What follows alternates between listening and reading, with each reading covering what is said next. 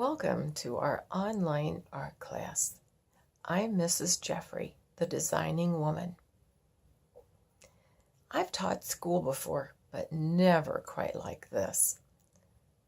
Since we mostly won't see each other, I thought I would make this video to give you an idea of who I am and to let you know what our classes are going to be like. Every week, you'll be given an assignment to read in our text. You'll also be given some vocabulary words and possibly names of pictures or artists or different events and things that you need to pay attention to be ready to talk in our class. You know, human beings have created since the very beginning of time. We're just not really sure why would that be so. Well, you and I both know that the Bible says that we are created in the image of God. And right there in Genesis 1, it says that God created. So if we're made like Him, we also create. Now, we are not God, but we do have an inborn sense of who He is. And that gives us a desire for His beauty and for the way that he has of things that are lovely and good. And so we human beings tend to try to make things that are beautiful and good. Sin, of course, has messed those things up. But for the most part, we're just creators. As we study art, we're going to talk about different people, different events, religions, and things and ideas that people had and how it influenced what art they made. Most people think of an art class as one where you work with your hands and create something in a studio. Well, we don't have a classroom, and so we're going to have to work using videos. I'll be making YouTube videos for you to watch and to use your studio. So now, what's a studio? Well, a studio is a place where artists make art. For me, I have a special room set aside for that. It's a wonderful place. But for you, probably it's your kitchen table or your bedroom floor. But wherever you work to create art, that's your studio. As we go along, there will be a few projects that I want you to do that will be required. There will be quite a few others that are optional.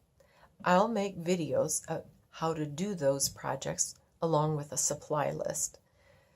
Now, some of those projects will require materials and tools that are pretty expensive, and so you may need to check with your family before you get to do them. You may want to watch the video and look at the supply list and discuss it with your family. The one thing that we all can do is keep a sketchbook, so I'd like you to do that.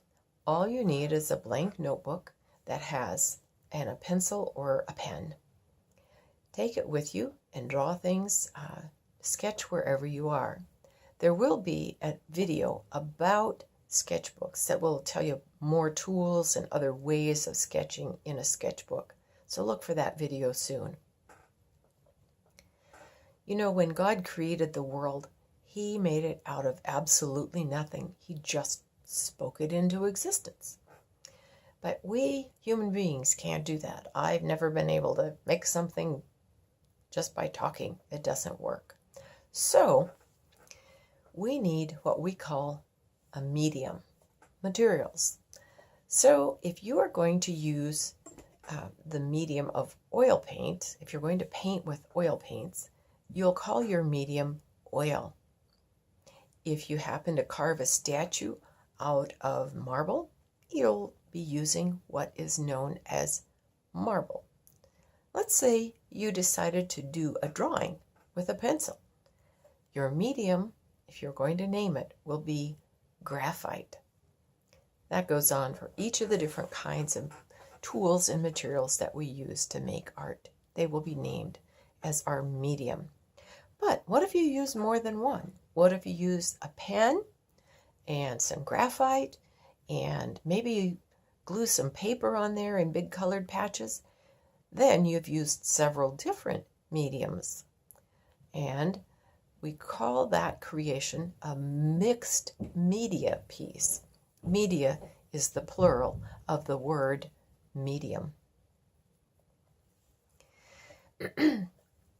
As we get ready for our class, we need to know some tools and some words to use in looking at art and understanding what artists have done. So I would like you to watch the next video and take notes on all the different things that we need to be ready to use for studying art. I'll see you in the next video and someday soon in our class. Goodbye.